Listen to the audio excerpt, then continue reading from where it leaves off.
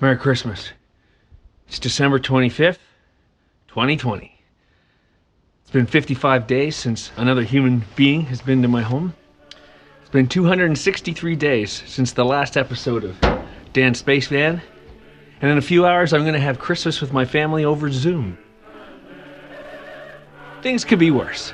They always could be worse. Imagine if we were doing this and we had no internet, no computers, no phones.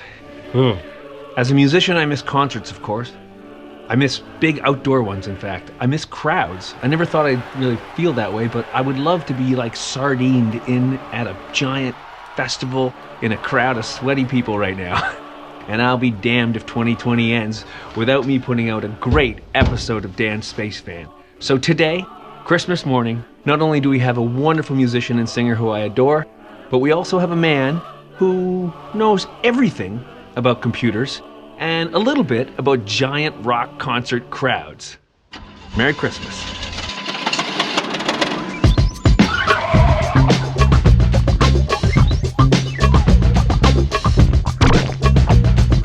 Dance, space, fan.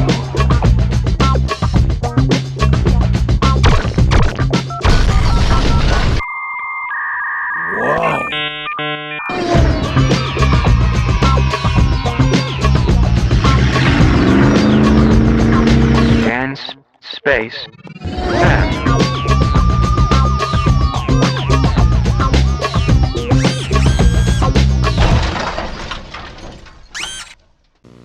This Christmas, you can put an Apple IIc under your tree for under $2,000 with a monitor, carrying case, and over $300 of rebate coupons for a printer, external disk drive, joystick, Apple mouse, and 9 mind-expanding software programs. Then, there are another 10,000 Apple IIc programs to explore, which very nicely solves the problem of what to give next Christmas, and the Christmas after that, and the Christmas after that. Come on, start that recording. Hi. Hi. I can see you. I can't hear you yet. Can you? Not if you can hear me.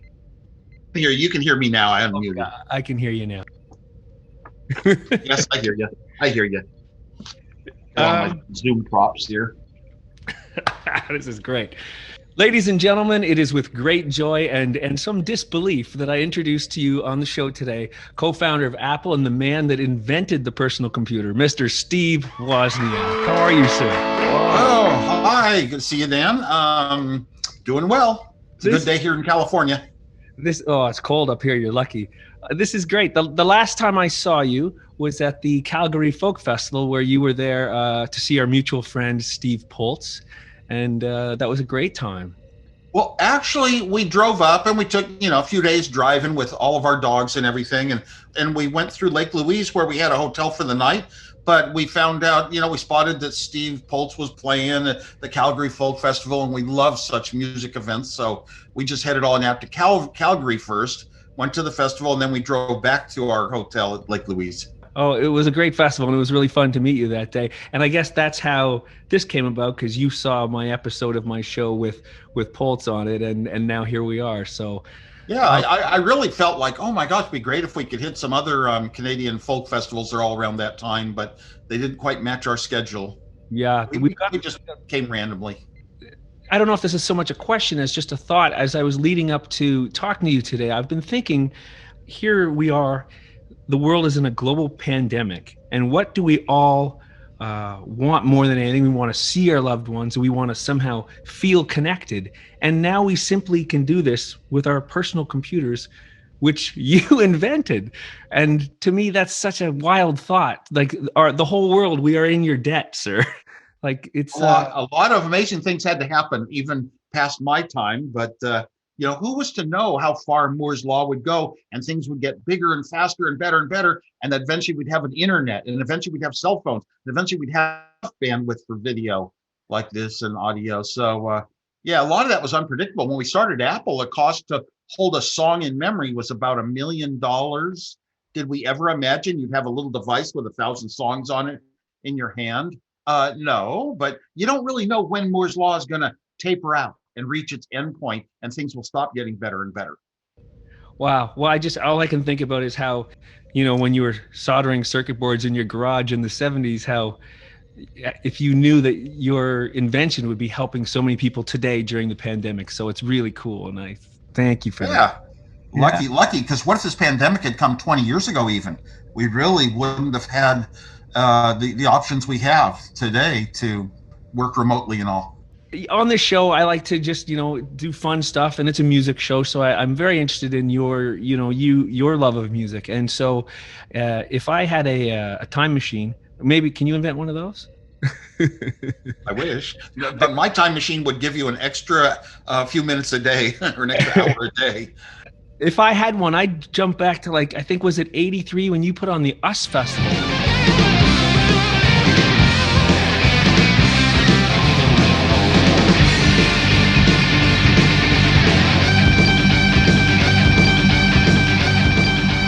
Groups that really believed in this event as we believe in them. Triumph. 82 and 83, it was kind of amazing. Quite a while after Woodstock, that was like 68, and Altamont had sort of been a temporary disaster, like a one-day big lot of groups in one place.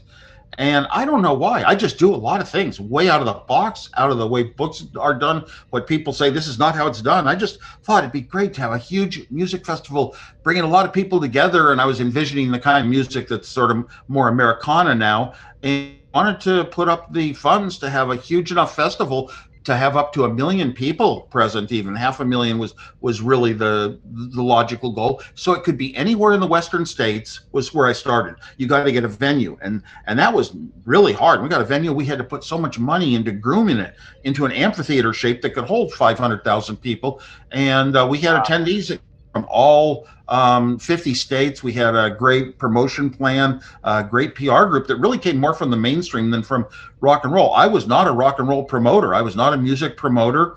I was just doing what I felt would be a great thing that I enjoy myself. And a lot of our greatest products come from that. And I did lose a lot of money, but for booking the groups, that was tough. And decided to, okay, who books groups that I've known in my life? Bill Graham. I've been to so many concerts, Fillmore in the early days on up. And so we hired Bill Graham to his organization to book the groups, and they did an excellent job in 82. In 83, my people working for my company, Unison it was called, Unite Us in Song, they didn't like Bill Graham's people. They thought that Bill Graham's people were trying to take control over things that my group had done very well professionally. So they wouldn't work with him again as the booker, and we got Barry Fay from Colorado. But really, it was partly my naivety and way overpaying groups a lot and not even getting the benefits of, every video option, things like that.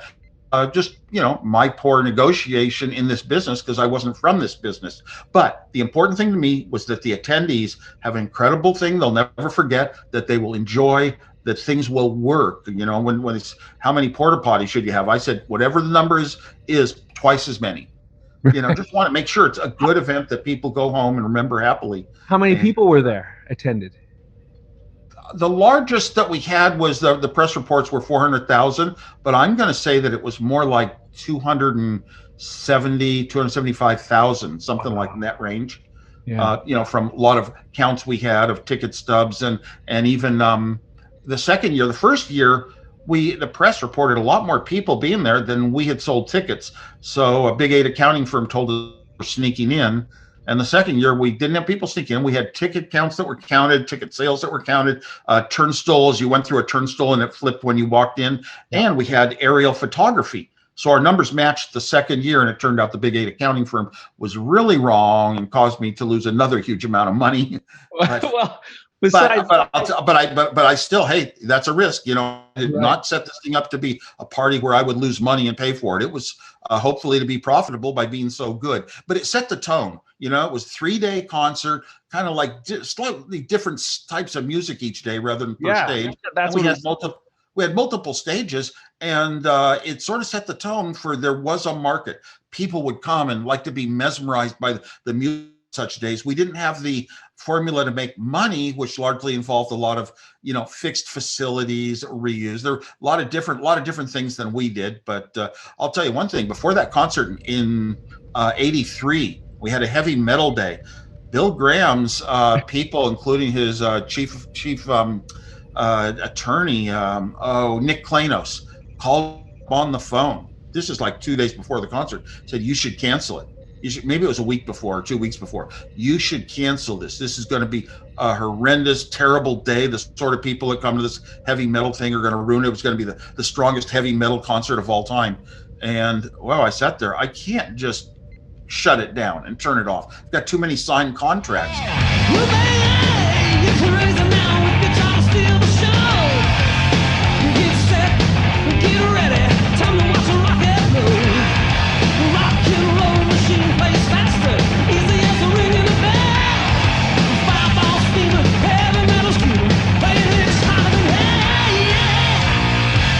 What was that experience like? It was surreal. It was extraordinary. I only ever flew in a helicopter into a gig twice.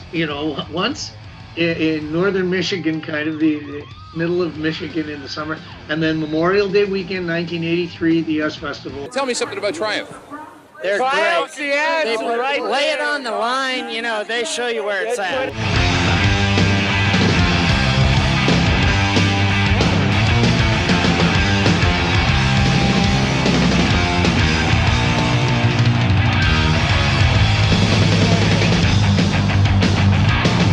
Steve was a good, very sweet, good guy, and we got to meet him on that day.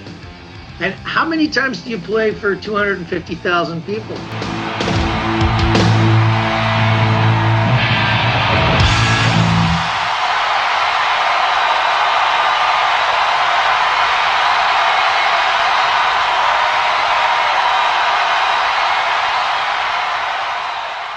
Had to have just the ultimate you could get in the world, and Bowie was the ultimate, and he was just coming off of a European tour, and we had to sort of come up with the amount of money that paid for all of his equipment to be transferred by air to California for this concert. And it was not easy to do, but it was the right thing if you were a music lover. Wow. Yeah. By the way, I was a college student. Apple was very successful. I had 1 year left to go in college, and after an airplane crash, I went back to Berkeley under a fake name because my name was very well known. So my Berkeley diploma reads Rocky Raccoon Clark. And during that's when I put up the money for the US festivals, found the person that could actually manage such an event. I could never manage big business or even small business. I was not a manager. And it took me quite a while going through Music Friends to find someone who had done similar management project before and could handle it. And Rocky Raccoon Clark. Is that what you said? That's how I graduated Berkeley, double ECS, but almost psychology. I took all the psychology major courses for that final year. I got more interested in after a memory issue after a plane crash. Yeah, I'd read about that. Wow. And today on the show, we have Ariana Gillis playing. And that's another connection that I had to you because I'm a friend of hers and you're a fan of hers. So I thought it would be a nice combination to have you guys on. What is it about her, or where did you see her first, and what is it about her you like? I listen to satellite radio channels, usually the ones that have DJs that know the music, know the performers, and fill in details. I don't want to just hear songs. And I'm into Genuineness, and he talked about Ariana Gillis, so I remember the name of a song, and went home and checked out a couple of her songs, and and they just struck my music chord. I like songs that are stories and words, but they tell you things about life, and especially if it gets into good and bad, and you should be a good person, you should be kind, you should be giving, caring. A couple of her songs so got me attracted at first, and then I started listening to more, and I got to meet her and her father and a couple of friends that played with her, and every song she sang, I'd heard them, of course, on album, but she just genuinely took the personality of the song, and it just makes it more real when you see somebody on stage and their body language and the way they word it and the way they pronounce the words and say it. It's genuine. That's what I like about singer-songwriters, because you're talking about maybe one person, one guitar, maybe at the simplest, and the person wrote the words, wrote the lyrics, and they wrote the music, and they play the music, and they sing the songs. It brings you to a level of genuineness. So my wife and I are in this habit. We don't go to the big, well-known names stadium concerts or arena concerts for well over 10 years, almost 15 years. It's been my policy, and we only go to these little small venues where you see almost unknown groups and smaller ones, and every once in a while, just magic. You can't believe what it does to you. And so we love that, but we look for the genuineness there, and it's a real relationship with the audience while it's being performed, that sort of thing. So anyway, Ariana she could go into so many different types of songs and types of music, and her onstage personality fits the songs, and so I became a big fan. Freedom, freedom, where have you been? I've been missing you so long. Guns and soldiers, bullets, patrollers, freedom never felt so wrong. It's been an absolute joy to have you on the show, and an honor. And we're going to go to Ariana right now and hear a song after your beautiful words about her. And it is a pleasure to spend some time with you. Thank you very much, sir.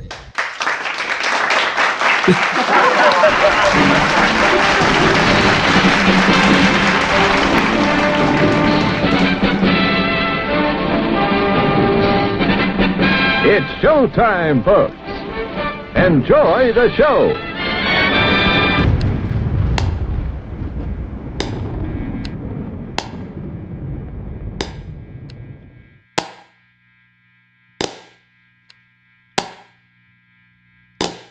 Party up, the lights are down. The champagne that I've been drowned in. Pull your ear in close, I'll whisper. Our lips touch, it's dynamite. You can take me home tonight. You can take me home tonight. Drive the car, but don't go slow. I hate the way those stoplights glow. Rest your hand where you lie. Our lips touch, it's dynamite. You can't have it all tonight. You can't have it all tonight. Ooh, I never really talk about it, but we might be a little crazy. Drinks are on the table, honey. You can rock my cradle.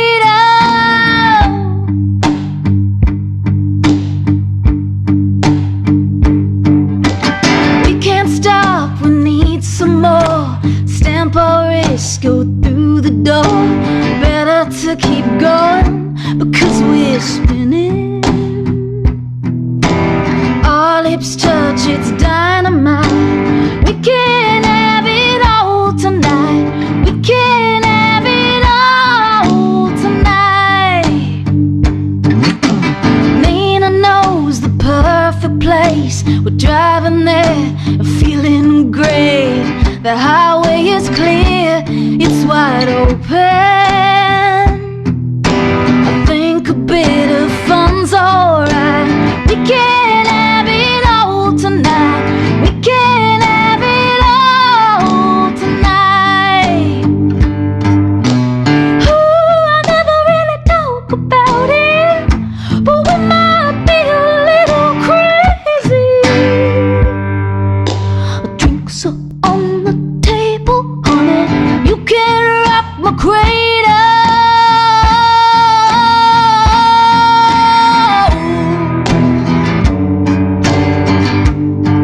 Let's live like this forever. Ooh.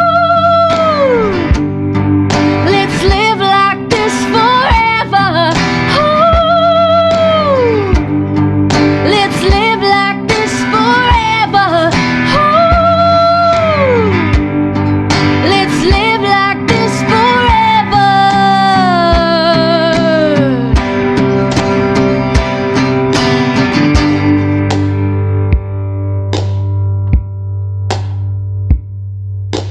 Party up, the lights are down. The champagne that I've been drowned in. Pull your ear in close, I'll whisper. Our lips touch, it's dynamite. We can't have it all tonight. We can't have it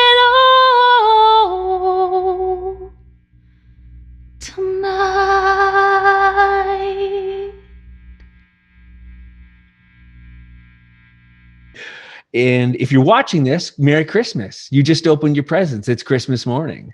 And I hope everyone's Space Fan is the present. Space Christmas. There you go. There we go. That's it.